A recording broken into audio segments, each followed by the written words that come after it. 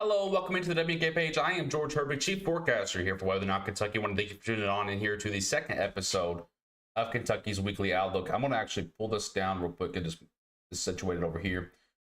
Now, I do want to warn you that we are live on both YouTube and Facebook right now, so if I do respond to some messages that you don't currently see, don't freak out. It might just be in the other stream. We do have a few things to go over here. I want to first thank you all for tuning on in here. Don't forget to like and share the video if you were on Facebook. If you're on YouTube, don't forget to like and subscribe. Thank you guys a ton for that. If you hear a little jingle, it's just because there are some alerts coming across the screen. If you do like and share, and I think if you send stars and do a few other things, there are some alerts that you can get across the screen, so your name can actually pop up. Alex, hello, welcome to, on YouTube. I do want to give it just one moment before we do hop into everything. I want to make sure everyone has time to get in here. So in the meantime, if you do feel like it, make sure you say hello in the chat so I can say hi to you back. I just realized I forgot to take my headset off, so you get to see my nice green headset for one of the first times. Thank you guys for tuning on in. Thank you for all the likes over there on YouTube. I appreciate that. Beth, thank you for liking the stream on Facebook. Thank you so much. Ivy, hello. Hello. We have a lot of stuff to cover this time. It's actually a fun week to be able to do this with you. We have a big system moving in this weekend. We're going to talk about that. We're going to talk about a few other things as well. So give us just about 30 seconds. Let everyone get in here, get settled in. In the meantime, again, tap the share button at the bottom portion of your screen. Help us out with that. I would thank you a ton for that. Amanda, hello over there on Facebook. How are you doing? Again, we are live on both Facebook and YouTube. If you do prefer a higher quality video, YouTube is the better spot for that. For some reason, Facebook likes to compress our videos down to a smaller quality. I'm not sure. So if you prefer a higher quality or want to watch on your TV, YouTube is a spot for that. If you want more interaction, Facebook is a spot for that. So you can pick your own poison there. Angel, hello from Madisonville. How are you doing? Ivy, I'm actually going to cover that here in just one moment. So now that we're ready to go, I think we have enough people in here. I just want to make sure that we're good to go. Before, let's see here. There we go. Want to make sure that I did that correctly. All right. I'm working on some new things, so I want to make sure things are working correctly. Alex, I've heard about the system that's in talks with other channels as well. It's caught everyone's eye, and we are going to talk about that system. So just one moment on that. Alex, thank you for that on YouTube. Waiting on snow in Elizabethtown. Amanda, you might not be waiting much longer. We'll dive into that. So looking ahead here for our week here, December 5th today on Tuesday, stormy weekend ahead. We will discuss that. We're also going to be covering a temperature coaster that's coming. We're talking about highs that are going to be in the 60s, and then we're going to crash into the 20s just 24 hours later. I'll discuss when that's occurring. And there is the potential for some snow or sleet this weekend. We'll talk about that, talk about the potential scenarios. There is a lot to break down, guys, so make sure you guys are hanging out with me here. Before I do get started on things, I want to give you a quick message from our partner. It won't take long. Stick around, hang out. Thank you to Right Implement. For everything you need to keep your home and property in great shape, stop by Right Implement this week. We have chainsaws, blowers, and line trimmers from Steel, long-lasting quality mowers, gators, small tractors, and generators from John Deere, Honda mowers and generators, and so much more for your home and property. Let us show you what it means to be treated right. Online at rightimp.com. With 15 locations throughout Kentucky and Southern Indiana, we are the home place. Right Implement.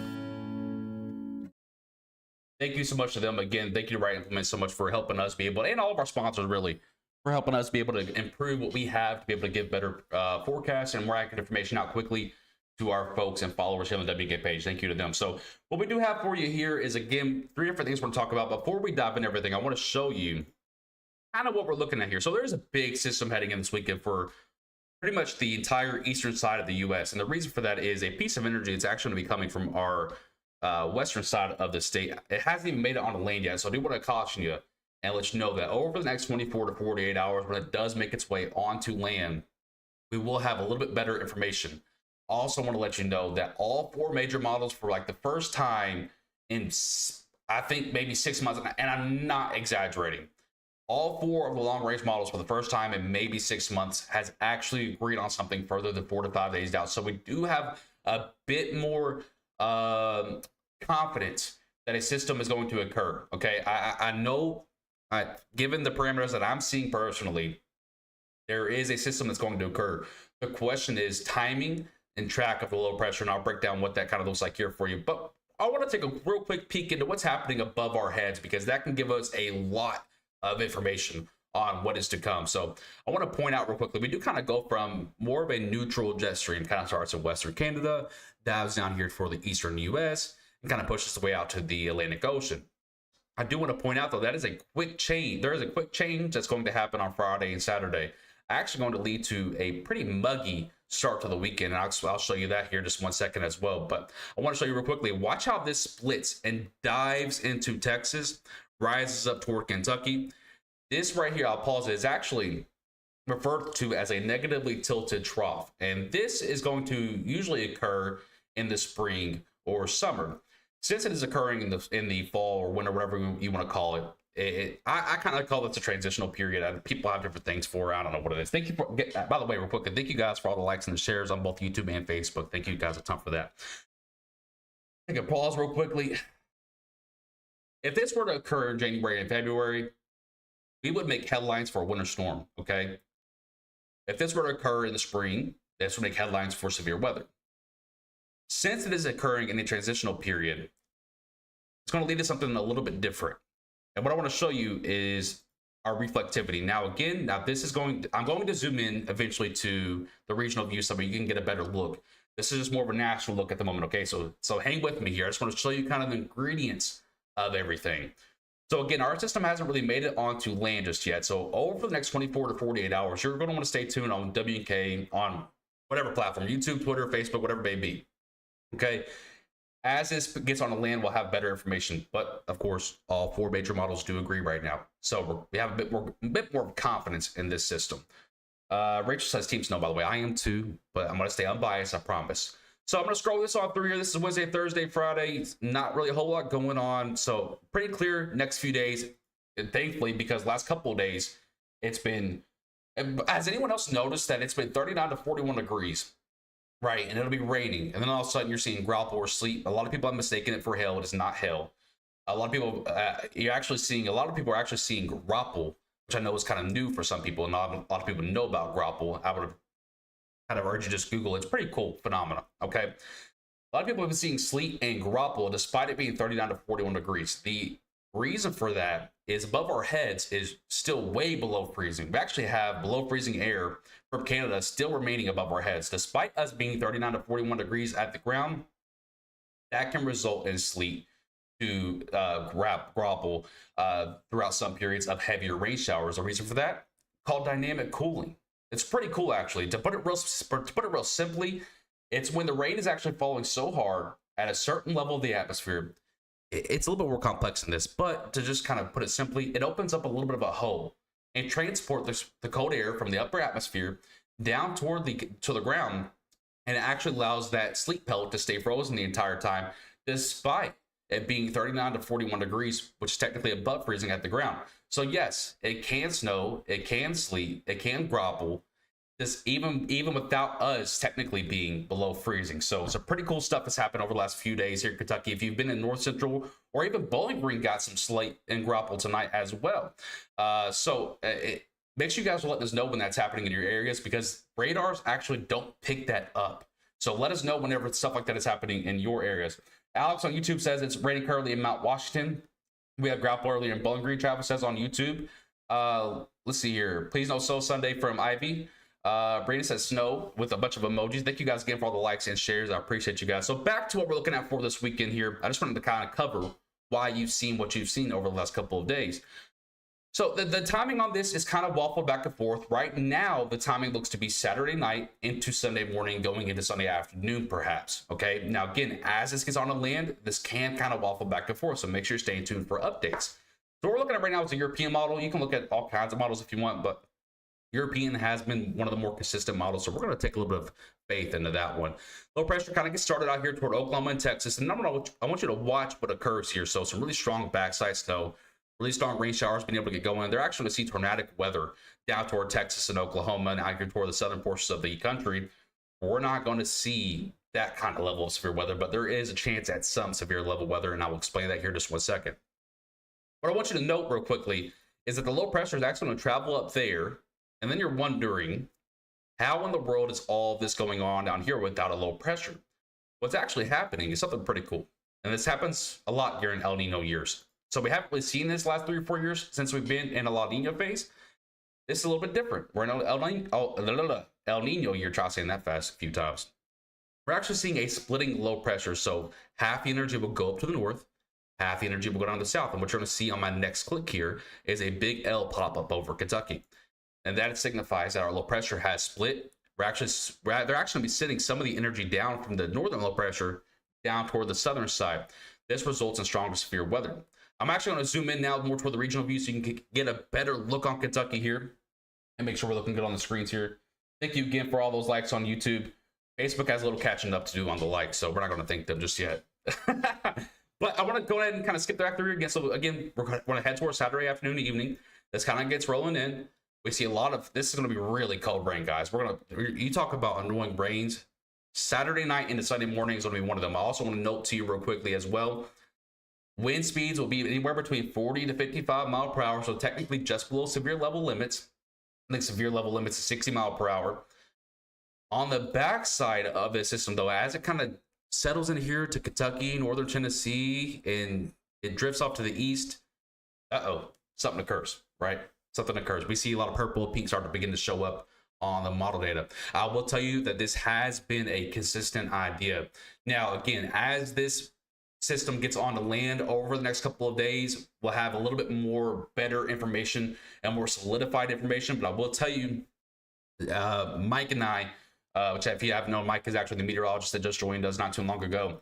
Mike and I have been watching this over the last 3 days, actually longer than that, 3-4 days. But again, I told you guys I wouldn't talk about anything that's this far out without having confidence. So we're actually about 5 days out now, and this has been a really consistent idea. And what I mean by that is, if I go actually back here toward, we're actually going to go to a run from yesterday. So this was this afternoon's run. We're going to go back to a run from yesterday from the European model. I just want to show you again. So this is yesterday's run. So I'm actually going to push this on through to Saturday. You'll see it kind of has the same idea, but something different is occurring. Okay, it's the same general idea, but something significant has changed. Instead of a singular low pressure on this old run, a double low pressure or a splitting low pressure is on the new run. Why is that significant? Well, if it's a singular low pressure, it's allowed to get stronger. A stronger low pressure tends to dive more south. When a low pressure is coming from Texas and it's allowed to dive more south, it can actually come up a little bit more toward the east. When that occurs, more cold air can actually swing in behind it, push into Kentucky, and create more backside snow. And you'll see that on this older model run right here. In turn of that, though, everything's sweet and salty, right? Everything's sweet and spicy, whatever you want to call it. Everything's good and bad. You lead to more sleet snow for western Kentucky, but central and eastern Kentucky get left out of it, right? If I go to the new run from today, once again, if I go to the new run from today, this is now today's run. It actually leads to more cold rain and then more sleet and snow for central and eastern Kentucky, but leaves western Kentucky completely out of any type of wintry precipitation. So that is why the position of the low pressure, the timing of the low pressure is super crucial in understanding what to expect for Saturday going into Sunday. So this needs a little bit more time in the oven. Probably have a really good idea in about 36 to 48 hours. So make sure you're checking back in for updates on that. For everything you need. I didn't actually mean to click that. There we go. I'm going to go back over to the model data now. I want to show you that we also have a big swing in temperatures coming in. So right now we're kind of looking at modest temperatures, fall to early winter-like temperatures here. And so actually, as we head toward Thursday and Friday, we have our high pressure that kind of moves out of the Atlantic Ocean. And what's going to happen is it's going to kick warm and muggy air up toward Kentucky. So on Friday, we actually trend more into the 50s, right, for high temperatures, mid to upper 50s. On Saturday, where we're talking about the potential for snow, right, on Sunday morning. On Saturday night, what we're actually going to be looking at is temperatures that are going to be in the mid to upper 60s for some places. Dew points will actually be in the mid to upper 50s. So almost a spring-like day for Saturday before the rain really gets moving in. And I want you to see what happens on the western side of the state here. Watch this. I'm going to actually just put this into motion. I'm going to slow it down a little bit. I'm going to put this into motion. This is what happens when that system moves through. It's going and going. Watch how that temperature just sweeps across the state. In a matter of 48 hours, it has dropped almost 45 degrees in some locations throughout Kentucky. That's how strong this system is. So that's why the position of the low pressure is super important, because we know cold air is available. We know plentiful rain is available. So the position of that low pressure is going to determine whether that cold air gets in on the backside fast enough to convert it into snow or sleet. I am confident that 1 to 3 inches of rainfall is coming. I am confident that at least 35 to 45 mile per hour winds throughout times of Saturday night going into Sunday are on the way. I have a little bit less confidence, but I do have a feeling that some backside snow and sleet will occur in some locations throughout Kentucky. If that cold air pushes in faster, we are talking about a measurable snowfall for the first time in Kentucky this year. So a couple of different things are up for play. If that low pressure for some reason comes in faster and more to our north, we're actually talking about something completely opposite at that point. We're then looking at more of a severe weather potential for damaging winds and perhaps a few quick spin up tornadoes. So a big system is on the way for the weekend. We just need about 1 to 2 more days to figure out what kind of direction we're heading in. Are we heading into more of the cold side, to where we can see more wintry weather and cold rain? Or are we going to be more in the warm sector where we see more strong to severe weather? And that is our weekly outlook. That is our weekly outlook there. I will take some of your questions at this time now. I want to thank you guys for tuning on in. I appreciate you guys a ton. Don't forget to leave a heart on the stream or a share if you did enjoy that information. We'll take some of your questions at this time. Jesse says, hey, trying to rain here in Ratcliffe. Jesse, thank you for that report there. Thank you for all the likes on YouTube. I appreciate that. We actually picked up a few new subscribers on YouTube as well. Thank you so much for that. So the track is shifting back and forth. Alex says on YouTube, it is. It's been pretty consistent on the western side of Kentucky, but it keeps shifting by about 100 miles. But when that piece of energy gets on land over the next 36 to 48 hours, we'll have a better idea on that exact low pressure track. Thank you for that comment, Alex. So possibly a flash freeze. That is correct, Alex. That is one thing that we are looking at. Thankfully, the winds will be kicking up quite a bit. So a flash freeze isn't a major concern at this point, but it can be one by Monday morning. So we are looking at that as well, Alex. Thank you for that question there. Ivy over on Facebook says, with the cold Sunday, will there be ice more than...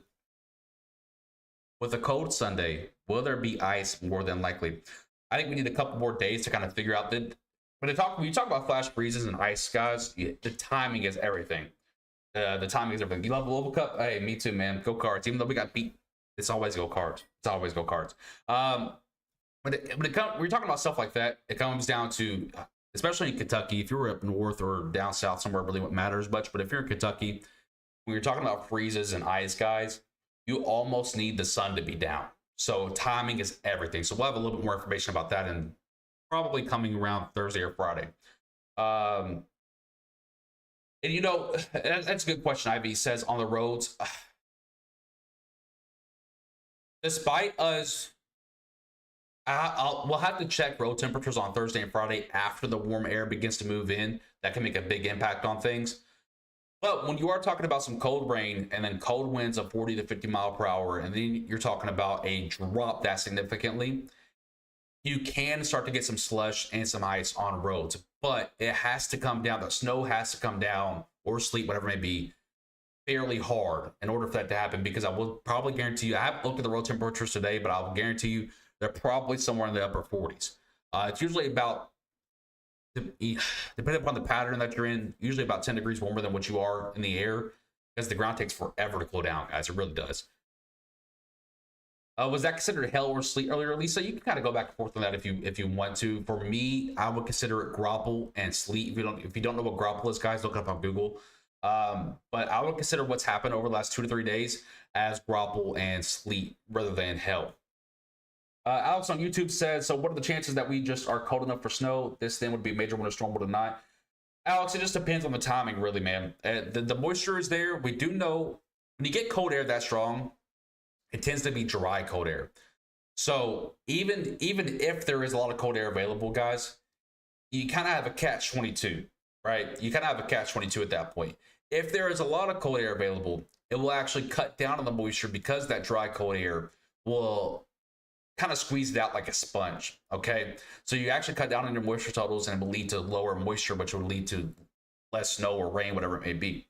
If there is more warm air available, obviously that cuts down your snow chances, but allows for more moisture to be able to be squeezed out of the atmosphere and fall in as rain. So catch 22 on almost all of your questions so far. I wish I could answer them with more specifics, but we do need about 2 or 3 more days. I do plan on doing a special live broadcast, probably either Thursday night or Friday morning, whenever we get more better data available. Again, this is probably the first time in 6 months that long range data has been agreeing on anything. So we have some good confidence. We just need more specifics when it comes to little minute details. Like when you're talking about a system like this, guys, you're talking about a war between temperatures, right? So in order for us to determine who might win that war, we need more minute details, not just generic details. Corey says, boost. No, what's up, Corey? How you doing, man? Adam says, hopefully we don't get a repeat from 2 years ago. Guys, I don't think this is any type of severe outbreak like we saw 2 years ago. I don't think so. Even if the worst case scenario was to happen, and that is the low pressure move north and tracks more north, we're more in the warm sector at that point, leads to more severe weather. Even if that was to occur, I think we're looking at more of a straight line wind damage event, because I don't think we get enough cape up here toward Kentucky. Now down toward places like Arkansas, into Texas, going to Louisiana, Mississippi, those places are looking at probably, unfortunately, a tornadic outbreak this weekend. I'm not going to even sugarcoat it. For us, I don't think we get that much buoyancy up here toward Kentucky. So even if we are looking at the most severe type of weather, it might, I know it sounds scary, it might, and this is worst case scenario for this weekend, guys. It might be a couple quick spin up tornadoes and more straight line wind damage than anything. I don't think we're looking at an EF4 level tornado like Mayfield had, or an EF3 like Bowling Green had, or anything like that. I really don't. So I just want to make sure I calm girls' nerves with that. Yeah, I mean, it's been a strange year. We're trending more toward a strong El Nino at this point, which tends to lead to a colder and drier winter. We do have wintercast coming up here in a few days. I got that to do as well, so I don't know when I'm gonna do the live broadcast. We'll meet with the team this week and see what's going on. But we're actually gonna cover more of those details in wintercast coming up here soon. Yeah, and people, I'm not going into that soapbox. Oh, we don't have sleet. I know sleet's probably the worst. Is it safe to travel roads? Like currently? Yeah, it's safe. It's safe currently. Well, I appreciate you, Ivy. I do have respect for what Reed does, but you could definitely tell a transition within himself has for him. I don't know what word I'm looking for. You definitely tell something is changing. And I'm not going to tell you, I'm not going to go into any more details than that. Yeah, I always remember severe weather really doesn't have a season anymore. It really doesn't. It really doesn't. Now, the El Nino helps us out. So, the reason I don't think there's as much severe weather, and again, I'll cover this more in Wintercast 2.0, so I'm not going to go into really great details with that. But the El Nino helps to push the jet stream to the south, which in essence would lead to more wintry weather for us and less severe weather. Only issue with that is usually in that scenario, you get drier air for our area as well. Jesse, I responded to you already. Thank you, Ali. I'm responding to every comment. I have not missed one comment on YouTube or Facebook. What's up with Bowling Green, Kentucky this coming weekend? Again, we're looking at a big time system. If you guys missed those details, this video will be available on both Facebook and YouTube for you to watch at your leisure. Yeah, and so to just real quickly touch base with it, you know, their goal is something different than our goal, if that makes sense. You know what I mean? They're more of weather chasers. We're more of weather forecasters. Also, I'm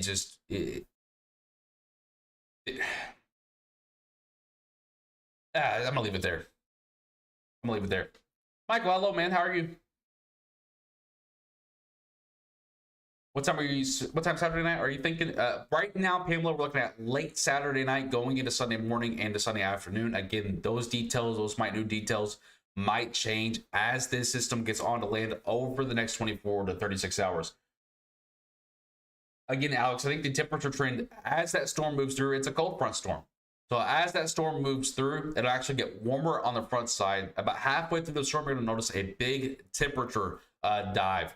And then after the storm, we're looking at temperatures that are going to be the 20s and 30s for lows, maybe upper 30s to low 40s for highs. I think that's going to do it for us, though. We're starting to get the same question over and over again, which I don't mind, but that's usually my cue that we've done our job here. So again, thank you guys a ton for hanging out with me. I appreciate you guys. This has been week 2 of Kentucky's Weekly Outlook. If you did miss any information in this video and you do want to watch it, it will be available on both Facebook and YouTube here in a few moments after it processes. I'm George Herbig with WK. Until next time, stay safe, Kentucky.